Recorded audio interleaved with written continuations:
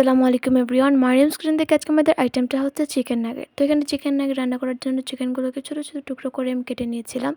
তারপর একে একে এর মধ্যে অ্যাড করে নিলাম চিনি, পরিমাণ মতো লবণ, পরিমাণ মতো মরিচের গুঁড়ো,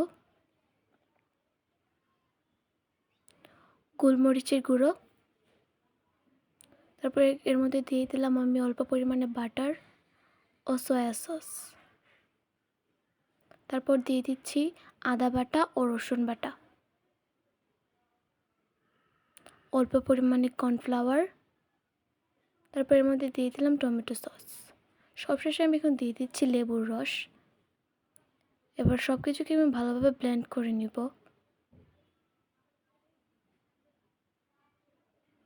ব্লেন্ড করার পর এর মধ্যে ছোটো ছোটো টুকরো করে আমি ব্রেডগুলো কেটে নিয়েছিলাম ওইগুলো দিয়ে দিব।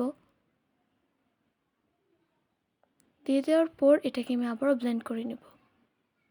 এটাকে একটা পাত্রের মধ্যে আমি সুন্দরভাবে ঢেলে নিব এবং এটাকে 1 ঘন্টার জন্য ফ্রিজে রেখে দেবো। 1 ঘন্টা পর এটাকে আমি বের করে একটা স্কোয়ার শেপে কেটে নিচ্ছি। আপনারা চাইলে যে কোনো শেপে কাটতে পারেন।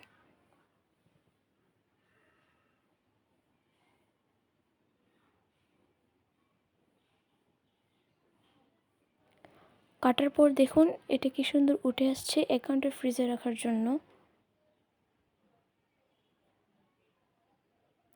তারপর আমি এই দুটো ডিম ফেটিয়ে নিয়েছিলাম একটার মধ্যে এবং অন্যটার মধ্যে ব্রেড গাম। এখানে ডিমের মধ্যে আমি অল্প পরিমাণ গোলমরিচের গুঁড়ো অ্যাড করে নিয়েছিলাম। তারপর একটা কড়ার মধ্যে আমি অল্প পরিমাণ তেল ঢেলে নিয়েছিলাম এবং ব্রেড গামটাকে প্রথমে আমি ডিমের মধ্যে ভালো করে চুবিয়ে নিয়েছিলাম। তারপর ব্রেড গামের মধ্যে দিয়ে দিলাম। ব্রেড গামটা আমি এটার উপর ভালোভাবে দিয়ে দিব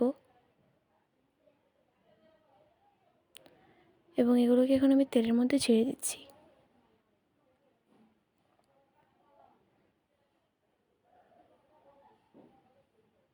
তো এটাকে ভাজার পর এখানে তৈরি হয়ে গেল আমাদের চিকেন নাগেট। এটা খেতে কিন্তু অত্যন্ত মজাদার হয়েছিল। আপনারা অবশ্যই আপনাদের বাসায় ট্রাই করবেন। আজকের মতো এই পর্যন্তই। আল্লাহ হাফিজ।